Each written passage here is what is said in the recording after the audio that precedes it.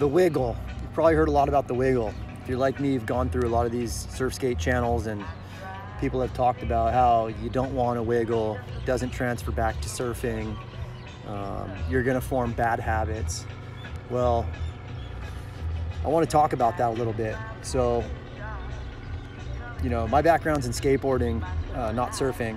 With that said, I can handle my own in the water and do my thing. But what I've noticed is a lot of these guys that profess to know everything about surf skating are pretty mechanical in the surf. They're good surfers, but they're mechanical, and everything's about leveraging your surfboard rather than, you know, doing things with grace and style, you know. And so that's where I think the wiggle comes in, guys. A lot of the best surfing I've seen personally comes from these stylish surfers who are able to implement this so-called wiggle that's useless to set up for good lines. And so, you know, my view is, as long as you recognize there's no bad session, you can't have a bad session, that you can't really learn bad habits, because in one way or another, the balance that you're learning through foot pressure on your surf skate is gonna transfer over no matter what. And if you recognize that surfing isn't skating, you know, you're gonna be much better off. You know, you can't think that because you're surf skating, exactly what you're doing is gonna be exactly what you do on a surfboard. It's not how it works. But you're not gonna sell yourself short by putting in time on the surf skate, because you're gonna have a better understanding of how your foot pressure works when you're on a surfboard. You're gonna know how much and how little you need to use so that you don't bite rails, don't lose balance, and can complete the maneuvers you're setting up for. So yeah,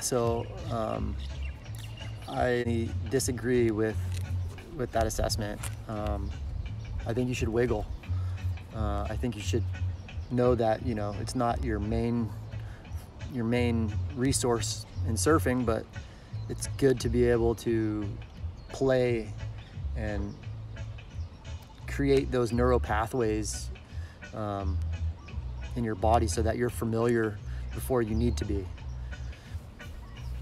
Anyway, you know, I heard guys like Kelly Slater more recently in interviews say the best way to get good at surfing is to skate more. And he wasn't even talking about a surf skate, which is kind of comparable to surfing. He was talking about regular skateboards, which basically I had a guy comment in one of my videos saying that, you know, the comparison between surf skates and old regular skateboards is just like riding a brick.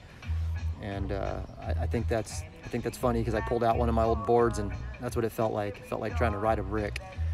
And I don't know how I enjoyed that as a kid, but I guess I did. And but the point is that it's the ride time. It's the ride time you can't get on a surfboard, because waves are, you know, just but a few seconds long.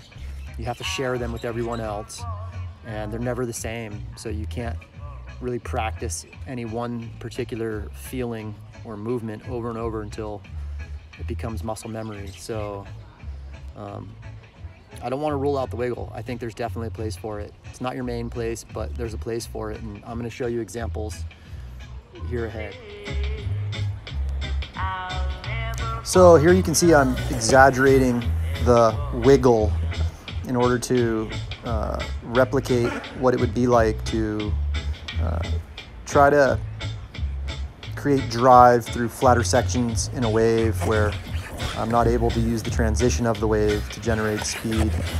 And, you know, as I exaggerate this in my mind's eye, I'm imagining being on this wave and trying to get little quick bursts of speed going rail to rail real fast, in such a way that I don't bite a rail or bury a rail or lose speed for the next maneuver I'm trying to set up.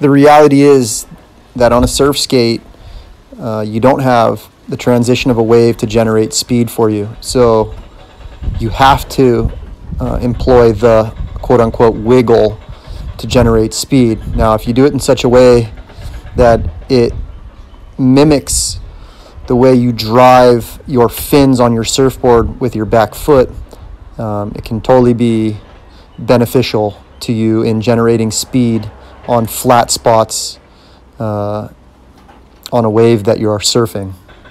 So let's take a look at the style master himself, Tom Curran, and see how his wiggling actually makes surfing the art that it is.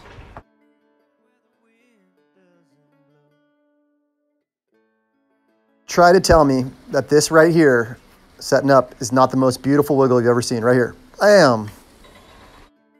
So get your wiggle on, guys, and shaka shoots, and we out.